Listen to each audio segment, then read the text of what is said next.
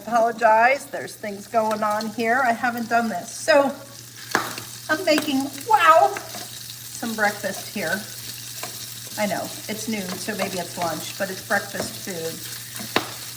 But I just wanted to talk about something, and I wanted to talk, and I looked it up, so it was Mahatma Gandhi that said, be the change that you want to see in the world. And I don't know about you, but these last few weeks have been a lot for me. There's been a lot going on. Everybody has opinions. People are flying, saying all kinds of things about who's right and who's wrong and how we should all be different than we are and that we all need to believe what somebody else believes. And it's straining our families. It's straining our friendships. It's big, and it's come up really big for me. And so I have a bit of a solution that at least it has been a solution for me. And it's a technique and a theory that's powerful yet simple.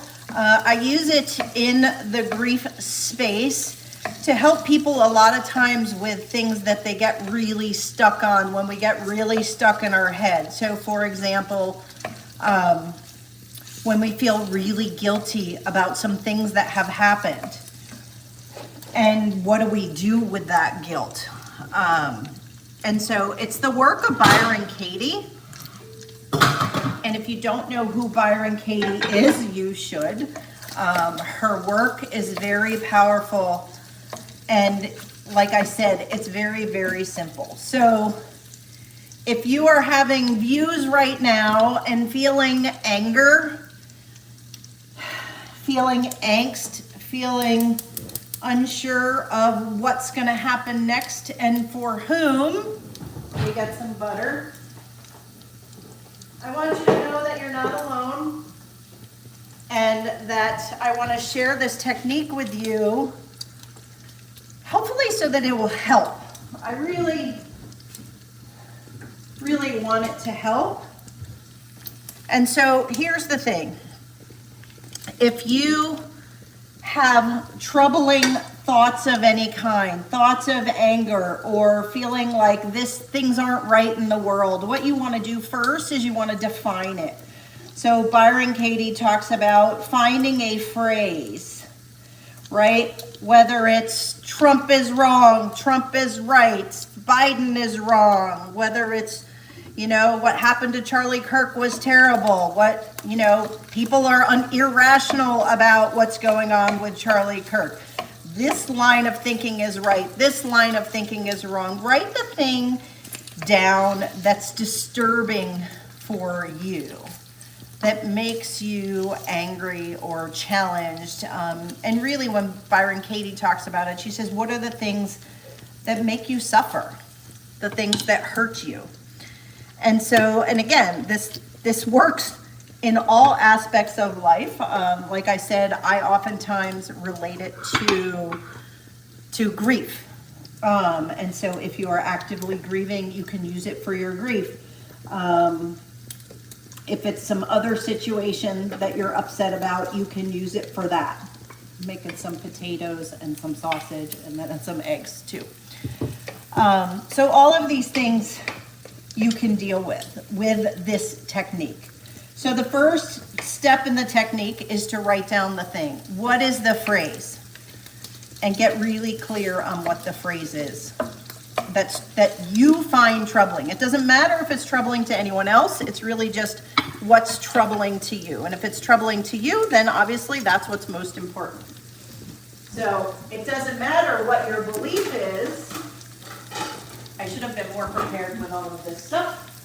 I'm gonna bring over some paper towels. It doesn't matter what your belief is, but if the phrase that you're saying, the thought that's going off in your head, if it's disturbing to you, then that's the one that we want to work on because, it is you. So that's what's most important. For you, you are what's most important right now. So you write down that thought. And then when you get that thought written down, and maybe you have lots of different thoughts, right? You can do this with multiple thoughts, but we want to work on one at a time.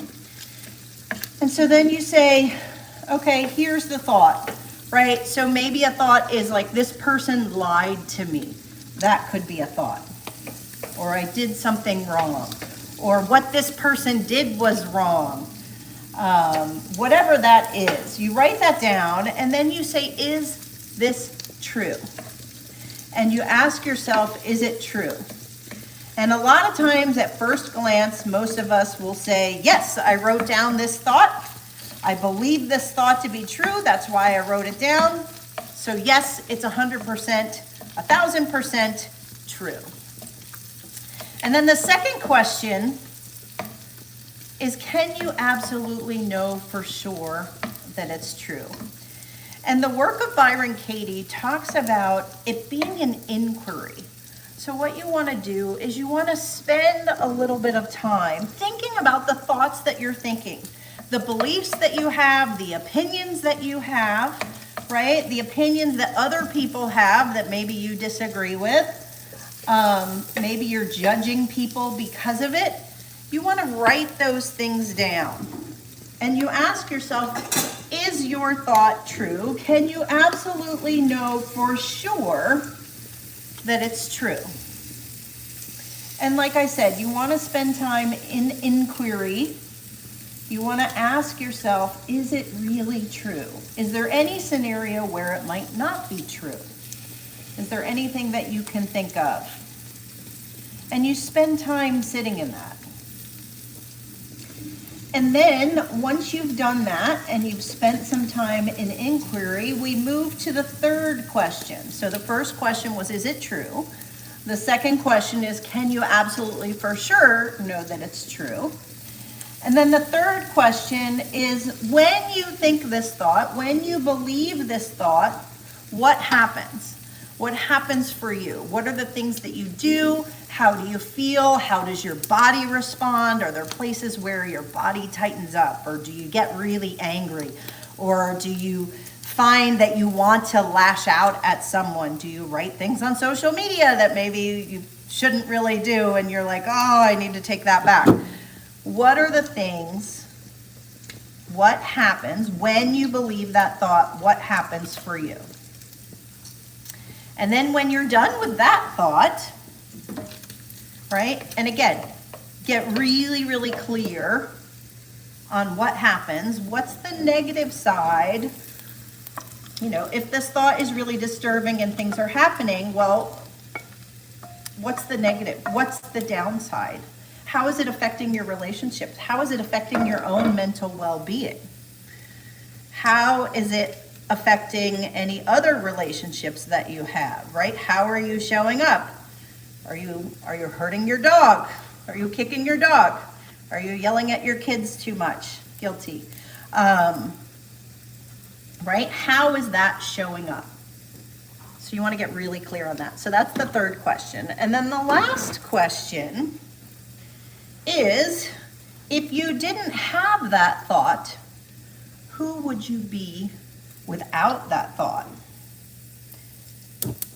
And again, these questions are inquiry. So it's not something that you answer really quickly. You spend time. Who would you be without the thought? If there are people that you disagree with right now, if there are people who you feel like are hurting you, or, you know, who would you be? Who would you be if you didn't think those things, right? If you're relating it to grief, who would you be if you didn't feel guilty for whatever you feel guilty about? Who would you be if you could let go of the anger that maybe you're experiencing? These are all just questions to ponder. There is no right or wrong. Byron Katie calls it an inquiry on purpose, because what we're working to do is get to a place where we can find some insights, where we can find some understanding. And as you work through that inquiry, new things should pop up for you, maybe new awarenesses. Now, the last step that she does, extra credit at this point, is turning it around. So if we use the scenario that I was using at the beginning, if you say, well, this person is wrong because he lied to me. The turnaround would be, he didn't lie to me. So you look at the complete opposite of what your original thought was. If he lied to me, then the opposite thought is he didn't lie to me. There's another turnaround that says, well, I lied to him. So is there a world where that could be the case? And again, it's inquiry. You spend some time thinking about it. You see how it shows up for you. All of these things and this process of Byron Katie takes the charge out of whatever it is that you're angry about. It gives you the space and the time to think about it, to analyze it, to decide if you want to hang on to it. Now, we all have the ability to hang on, to be angry, to be hurtful, to say whatever we want to say. That's what's amazing about where we live. But if you want something different, if you want to live in a place with less suffering, if you want to let go of some of the things that pain you, if you want your relationships with other people to maybe be better, just so that there's not so much charge, so much angst, this is an amazing process that you can use. It's all based on her book, Loving What Is. You can find her all over YouTube if you want to follow some of the things she has done. I did look, she's done some things recently, but she's been doing this for years. So there's a lot of really good quality content. Her books, she has 3 books out that are all very good. And I hope that this helps you, right? I'm working really hard. I've been, somewhat staying away from social media just because of all the charge that's been happening. Because I don't want to do whatever my first thought is, right? Danelle Delgado, she did her TED Talk about second thoughts, right? So don't act on your first thought, go to your second thought. This is very much in keeping with that. And so I want to put some good into the world. And so I hope that this helps. I hope that this process of inquiry will be something that you'll take the time to do and will prove useful. And if it is, and if it does, please come back. Please let me know. Let me know if it makes sense. If we need to do a workshop on it and work on it together, I could totally put that together. That wouldn't be a problem either. So again, my goal is to put out some peace, to put out some love, to end some of the suffering, to be a help, to be more helpful than hurtful in today's age. Thanks so much for being here, and we'll talk to you soon.